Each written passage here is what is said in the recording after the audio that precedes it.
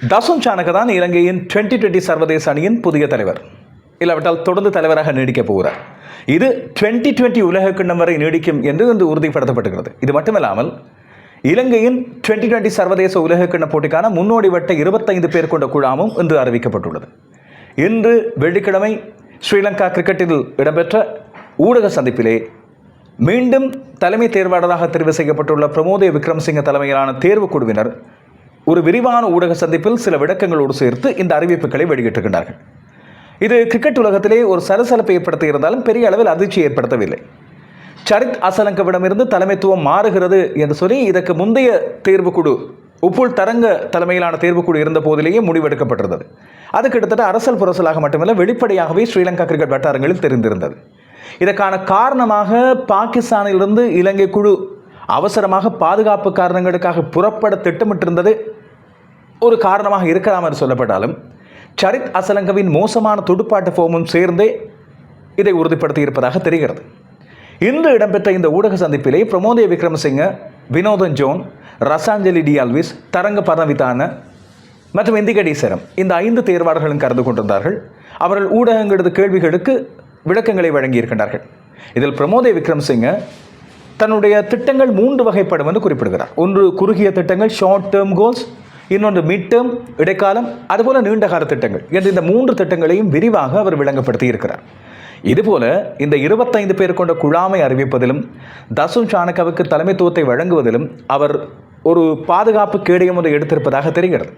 காரணம், இந்த குழாம் ஏற்கனவே இருந்த தரங்க தலைமையிலான குழுவினரால் தெரிவு செய்யப்பட்டிருந்தது என்றும் தாங்கள் அதிலே மாற்றங்களை செய்ய விரும்பவில்லை என்றும் மேலதிகமாக ஒரே ஒரு மாற்றத்தை செய்திருப்பதாக பின்னர் ஊடகங்களிடமிருந்து கேட்கப்பட்ட கேள்வியின் மூலமாக தெரிய வந்ததையும் அவர் ஏற்றுக்கொண்டதையும் நான் இங்கே குறிப்பிட வேண்டும். பிரமோதே விக்ரமசிங்க தலைமையிலான இந்த தேர்வுக்குழுவினரோடு ஹை பெர்ஃபார்மன்ஸ் என்று அழைக்கப்படுகின்ற உயரிய பெறுபேறுகளை கொண்ட அமைப்பு இலங்கையில் இருக்கின்ற இந்த மத்திய நிலையத்தின் பயிற்றுவிப்பு தலைமையாளராக இருக்கின்ற ஜெரோம் ஜெயரட்ன மற்றும் இலங்கையின் தலைமை பயிற்றுவிப்பாளர் சனத் ஜெயசூரி ஆகியோரும் சேர்ந்துதான் இந்த முடிவுகளை எடுத்திருப்பதாக பிரமோதே விக்ரமசிங்க குறிப்பிட்டிருக்கிறார்.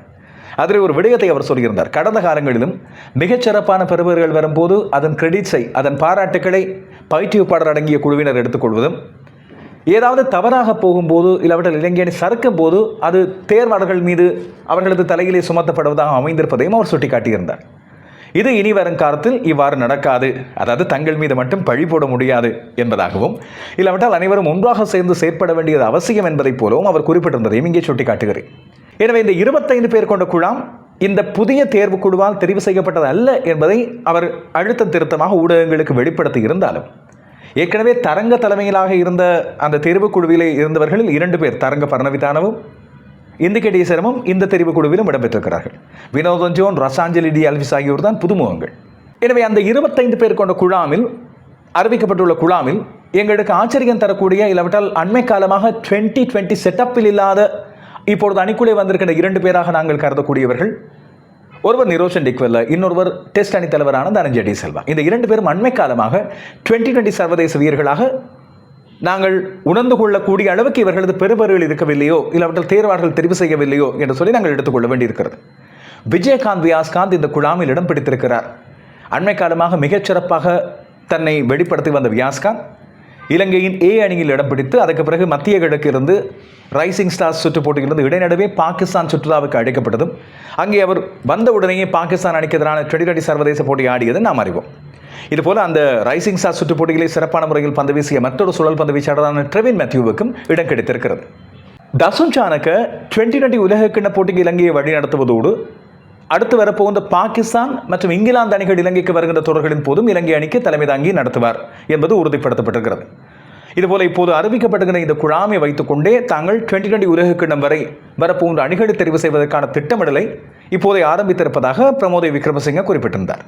தசுன் சானகவின் தலைமையில் அறிவிக்கப்பட்டுகின்ற இலங்கையின் முன்னோடி வட்ட 25 பேர் கொண்ட குழு தசுன் சானக, பேத்தும் நிசங்க, குசல் மெண்டிஸ், காமில் மிஷார, Kusal Perera, Dhananjaya D Silva, Niroshan Dickwella, Jannat Liyanage, Charith Asalanka, Kamindu Mendis, Pawan Ratnayake, Sahan ಆರಾಚಿಗೆ ವಾಣಿದು ಹಾಸರಂಗ ದುನಿತ್ ವೆಲ್ಲಾಲಗೆ Milan Ratnayake Nuvan Tushar ಯಶಾನ್ Malinga ದುಷ್ಮಂತ ಚಮೀರ Pramod ಮಧುಶಾನ್ ಮತೀಶ ಪತ್ರಣ Dilshan Madhushankar Mahesh Theekshana Thushan Hemant Vijayakanth Viyaskanth மற்றும் ட்ரெவின் மேத்யூ இலங்கை மற்றும் இந்திய ஆடுகளங்கள் சுழல் பந்து வீச்சாளர்களுக்கு அதிக சாதகத்தன்மை தரும் என்ற காரணத்தால் இந்த குழாமிலே அதிகமான சுழல் பந்து வீச்சாளர்கள் இருப்பதையும், ஆனால் அகில தனஞ்சய போன்றோர் இந்த குழாமிலே சேர்க்கப்படாததையும் பார்க்கிறோம். இதுபோல வேக பந்து வீச்சாளர்கள் லஹிருகுமார் அண்மை காலமாக 2020 சர்வதேச அணிகளில் அழைக்கப்படவில்லை, அவருக்கும் இந்த அணியிலே இடமில்லை. மற்றபடி விஷயன் ஹலம்பகி அண்மை காலத்தில் இலங்கை அணிக்குள் உள்வாங்கப்பட்டு, இலங்கை குழாமுக்குள் உள்வாங்கப்பட்டு சேர்க்கப்பட்டிருந்த ஒருவர். அந்த இடம் துடுப்பாடு வீரர், அதிரடி துடுப்பாடு வீரருக்கு இடம் வழங்கப்படவில்லை என்பது பல பேருக்கு ஆச்சரியமான விடயமாக தெரிகிறது. மற்றபடி இந்த குழாமில் விடுபட்டவர்கள் என்று நீங்கள் நினைக்கின்றவர்கள் யார்? இல்லாவிட்டால் யார் சேர்க்கப்பட்டிருக்க வேண்டும்? இல்லாவிட்டால் இப்போது இந்த அறிவிக்கப்பட்டுள்ள 25 பேரில் யார் யார் பொருத்தவில்லை என்று நீங்கள் நினைக்கின்றீர்கள்? நிரோஷன் டிக்வெலவை தாங்கள் தெரிவு செய்ததை பற்றி குறிப்பிடும்போது ஏற்கனவே குழாமில் இருக்கின்ற 3-4 விக்கெட் காப்பாளர்களை பற்றி சொல்லி, டிக்வெலவை பொறுத்தவரையில் விக்கெட் காப்பாளராக, துடுப்பாட்டு வீரராக, ஆரம்ப துடுப்பாட்டு வீரராக அவரது அனுபவத்தை கொண்டு பயன்படுத்தலாம் என்று அவரை குழாமில் பரிந்துரைப்பதாக குறிப்பிட்டிருந்தார். ஆனால் இறுதி 15 பேரில் அவர் வருவாரா என்ற கேள்விதான் இங்கே சுவாரஸ்யமானதாக இருக்கும். பானுகோ ராஜபக்சவின் பெயர் இதிலிருந்து விடுபட்டிருப்பது கிட்டத்தட்ட அவரது கிரிக்கெட் வாழ்க்கை முடிவுக்கு கொண்டு வரப்பட்டிருப்பதாகவே நாங்கள் எடுத்துக்கொள்ள வேண்டியிருக்கிறது. வேறு யார் அணியிலே சேர்க்கப்பட்டிருக்க வேண்டும் என்று நீங்கள் நினைக்கிறீர்கள்? கருத்துக்களாக குறிப்பிடுங்கள். சரித் அசலங்கவிடமிருந்து தலைமைத்துவம் மாற்றப்பட்டிருப்பது இது கடந்த தேர்வாளர்கள் குழுவின் நடவடிக்கையின் போது இடம்பெற்றிருந்தது என்று சொல்லி அனைவருக்கும் தெரியும். அதை பற்றி பிரமோதே விக்ரமசிங்கவிடம் கேட்கப்பட்ட வேளையில் அவர் மிக தெளிவான ஒரு பதில் ஒன்றை சொல்கிறார். தசுன் சாணக்க அனுபவம் வாய்ந்த தலைவராக பல கிரிக்கெட் தொடர்களில் இலங்கை அணிக்கு தலைமை தாங்கி இருக்கிறார். இதில் ஆசிய கிண்ணத்தை வென்றிருக்கிறார் என்பதை மட்டும்தான் நாங்கள் வெற்றியாக கொண்டாடக்கூடியது. இது நான் சொல்கின்ற குறிப்பு. ஆனால் அவர் பல்வேறு தொடர்களில் அவர் தலைமை தாங்கிய அனுபவத்தை குறிப்பிட்டிருந்தார். வெற்றிகள் எவ்வளவு தூரம் இருக்கின்றன, அந்த வெற்றி பெறுபவர்களை பற்றி பிரமோதே விக்ரமசிங்க குறிப்பிடவில்லை. எனவே இந்த குறுகிய காலத்தில் இலங்கை அணியை வழிநடத்தக்கூடிய ஒரு பொறுப்பு அனுபவம் வாய்ந்த ஒருவராக அவரிடம் வழங்கப்பட்டிருப்பது இப்போது தெளிவாக தெரிகின்ற ஒரு விடயம். அதேவேளை அவர் சொல்லுகின்ற மற்றொரு விடயம், சரித் அசலங்கவின் ஃபார்ம் அண்மை காலமாக, துடுப்பாட்டு ஃபார்ம் அண்மை காலமாக சறுக்கி இருக்கிறது. எனவே அவரது ஓட்டங்களை மறுபடி அவருக்கு பெற்றுக் கொடுக்க, அவரை மீண்டும் ஃபார்முக்கு கொண்டு வர இது ஒரு வாய்ப்பாக பயன்படுத்துகிறோம். அவரிடமிருந்து சில அழுத்தங்களை நீக்குவதற்கு, தலைமைத்துவ அழுத்தங்களை நீக்கி அவரை ஒரு துடுப்பாட்டு வீரராக மிகச்சிறப்பாக ஆடுவதற்கு இந்த காலத்தை அவர் பயன்படுத்திக் கொள்ளட்டும். அதற்காக இருந்த மாற்றத்தை பிரதானமாக செய்திருப்பதாக அவர் குறிப்பிடுகின்றார். எனவே இப்போது வரப்போன்ற பாகிஸ்தான் மற்றும் இங்கிலாந்து அணிகளுக்கு எதிரான தொடர், அதற்கு முதல் தாங்கள் சில பயிற்சி போட்டிகளை ஏற்பாடு செய்திருப்பதாகவும் பிரமோதே விக்ரமசிங்க குறிப்பிடுகின்றார். எனவே இந்த 25 பேரிலிருந்து அணி 2020 உலக கிண்ணத்துக்கான 15 பேர் கொண்ட குழாமாக மாறுவதற்கு முதல் பல்வேறு அவதானிப்புகள் தொடர்ச்சியாக இடம்பெறும் என்றும், ஒவ்வொருவருக்கும் ஒவ்வொரு இலக்கு வழங்கப்பட்டிருப்பதாக, அதாவது பயிற்றுவிப்பாளர் குழுவுக்கும் சேர்த்து இலக்குகள் சில வழங்கப்பட்டிருப்பதாகவும் அவர் குறிப்பிடுகின்றார். பொதுவாக ரசிகர்களின் பார்வையில் 2020 உலக கிண்ணம் இன்னும் 2 மாதங்களுக்குள், பிப்ரவரி மாதம் 8ஆம் தேதி ஆரம்பிக்க போகிறது, 2 மாதங்களுக்குள் வர இருக்கின்ற நிலையில் இப்படியான அதிரடி மாற்றங்கள் தேவைதானா? குறிப்பாக தேர்வாளர் குழு மாறியிருக்கிறது. பயிற்றுவிப்பாளர்கள் பல பேர் சேர்க்கப்பட்டும் விலக்கப்பட்டும் இருக்கின்றார்கள். புதிய கடுத்தடுப்பு பயிற்றுவிப்பாளர் ஸ்ரீதர் கொண்டு வரப்படுகிறார். அதெல்லாம் ஆரோக்கியமான மாற்றங்கள். ஆனால் தலைவர் மாற்றப்பட்டிருப்பது, சரித் அசலங்க இல்லை, தசுன் சாணக்க தான் இப்போது உறுதியான தலைவர் என்று அறிவிக்கப்பட்டிருப்பது, அணி கட்டமைப்புக்குள்ளே ஏதாவது குழப்பங்களை கொண்டு வருமா என்ற ஒரு கேள்வியும் சந்தேகமும் ரசிகர்கள் மத்தியில் இருக்கிறது. பிரமோதே விக்ரமசிங்க கடந்த காலங்களில் உண்மையில் பாராட்டப்பட்ட ஒருவர். அணிக்குள்ளே இந்த ஃபிட்னஸ் என்ற ஒரு விடயத்தை மீண்டும் அழுத்தமாக கொண்டு வந்தது. அந்த 2 கிலோமீட்டர் ஓட்டம் எல்லாம் அவர் கொண்டு வந்தது. இதுபோல இளம் வீரர்களை அணிக்குள்ளே கொண்டு வந்தது. அணியிலே ஒரு சில வீரர்களுக்கான நிரந்தர இடத்தை வழங்குகிறோம் என்ற நம்பிக்கையை கொண்டு வந்தது போன்ற பல விடயங்களால் பாராட்டப்பட்ட ஒருவர். அதற்கான அறுவடை பின்வந்த குழுவினால் செய்யப்பட்டது என்பதும் நாம் அறிந்ததே. ஆனால் இப்போது அணி மீண்டும் ஒரு தளம்புகின்ற நிலையில் அவசரமாக பிரமோதே விக்ரமசிங்க கொண்டு வரப்படுகிறார். இதன் போது ஒரு ஊடகவியலாளர் கேள்வியும் எழுப்பியிருந்தார். முன்பு அணியிலே நிலவிய ஒரு கிரிக்கெட் சுனாமியின் போது தேர்வாளர் குழு மட்டும்தான் மாற்றப்பட்டது.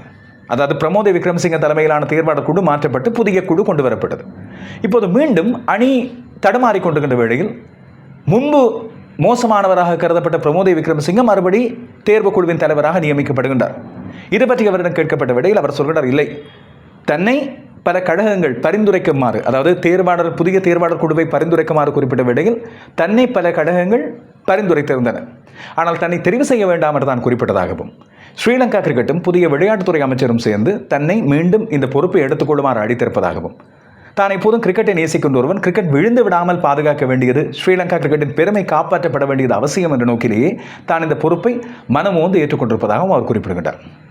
இப்போது பிரமோதே விக்ரமசிங்கவினால் ஏற்படுத்தப்படவிருக்கின்ற மாற்றங்கள் பற்றி நாங்கள் பார்ப்பதாக இருந்தால், இனி வரப்போன்ற அடுத்த 2 முக்கியமான தொடர்களையும் பார்க்க வேண்டியிருக்கிறது. அதுக்கு பிறகு அறிவிக்கப்பட இருக்கின்ற 2020 உலக கிண்ணத்துக்கான குழாம் தான் இவர்களது உண்மையான தெரிவாக இருக்கும். காரணம், இப்போது அறிவிக்கப்படுகின்ற இந்த 25 பேர் கொண்ட குழாம் பிரமோதே விக்ரமசிங்கவின் தலைமையிலான தேர்வு குழுவினால் அறிவிக்கப்பட்டதல்ல என்று அவரே சொல்லிவிட்டார். எனவே நாங்கள் காத்திருந்து பார்ப்போம்.